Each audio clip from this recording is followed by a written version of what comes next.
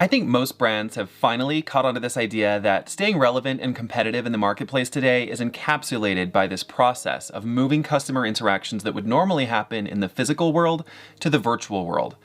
And as anyone could point out, that comes with a paradigm shift in how you and how your brand connect with your audience. We're building new digital bridges between our products and services and our customers with radical changes in some cases. For example, think of the restaurant industry, indoor dining, and how the rise of services like DoorDash and Postmates have forced the entire industry to be disrupted by digital, where even table menus are now accessed via QR code. Well, I don't expect the disruption to slow down anytime soon, but in all of this transformation, there's one thing that hasn't changed, and that is the need to connect with your customers at their core, meaning deep down at an emotional level, and doing this successfully across many different mediums and devices to create a connected journey starts with mapping your digital experience. So what's the difference between, say, just publishing a website and developing a digital experience? We'll take this into consideration. The modern consumer has all of the power today. We used to work with salespeople to learn about new products, and the salesperson was essentially in charge, walking with you from the sales floor to the cash register to complete the sale. And consumers today, we don't want salespeople. We want access to information 24/7 so we can research your brand or product ourselves. And not just that, we want it in whatever medium is most convenient for us at the time. This means podcasts for when I'm driving, or written copy for when I'm sneaking in an article at my desk at work, or video for when I'm researching late night at home. Every medium that you don't include now is a missed opportunity for meeting the customer where they are to bring them into your sales funnel. And then on the other hand, as consumers, we are sifting through so much content now as a result of all of this evolution.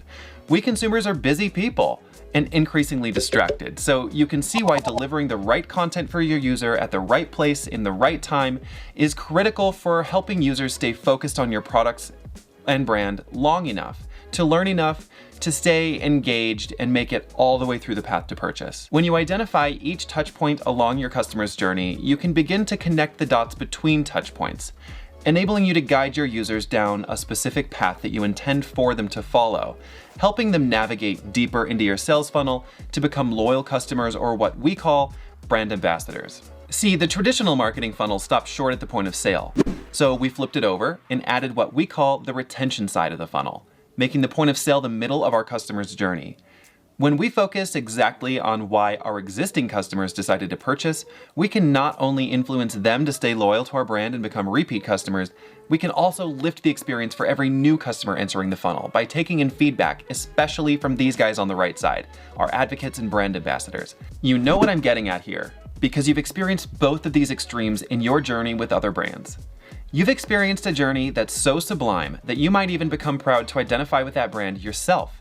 That is a brand ambassador. These are the types of experiences we have with brands like Apple, where there's a relentless attention to the way their products and services make you feel, all the way from the way the product feels in your hand down to the packaging.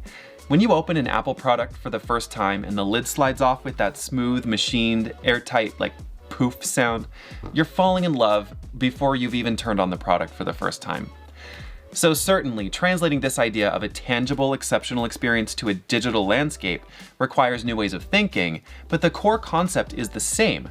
You need to package your content and digital offerings in such a way that it becomes an exciting process of discovery for your customers, unfolding experientially as a journey, as your customer weaves their way through what you have to offer. Just go to apple.com, look at any product page, and you'll see what I mean by experiential.